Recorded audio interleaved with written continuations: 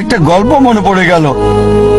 একসময় একজন ফেরেশতা এসে এক লোককে বলল, আমি তোমার উপর খুশি, তুমি যা চাইবে আমি তোমাকে তাই দেব, তবে একটা শর্ত, যা তুমি চাইবে আমি তোমাকে সব দেব, তবে তোমার প্রতিবেশীকে দেব তার দ্বিগুণ। লোকটা বলল, একটা রোলেক্স ঘড়ি আমার চাই। ফেরেশতা তাকে রোলেক্স ঘড়ি দিয়ে দিল।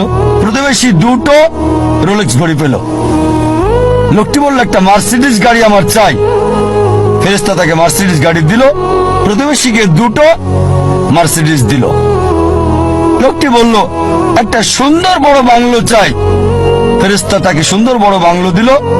তার প্রতিবেশীকে দেওয়া হলো দুটো সুন্দর বড় বাংলো।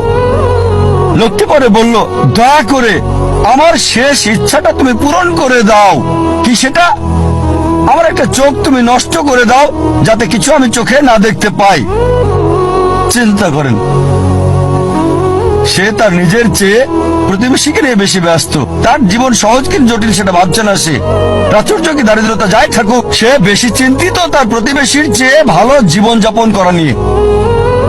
এ কারণেই সে ফেরেশতাকে বলল, আমার একটা চোখ নষ্ট করে দাও, যাতে প্রতিবেশীর দুটো চোখই নষ্ট হয়ে যায়। এভাবে আমরা প্রতিবেশী কেন্দ্রিক। নিজে সুখী কিনা ভাবছে না, দেখতে পারবে কিনা সেটা ব্যাপার না।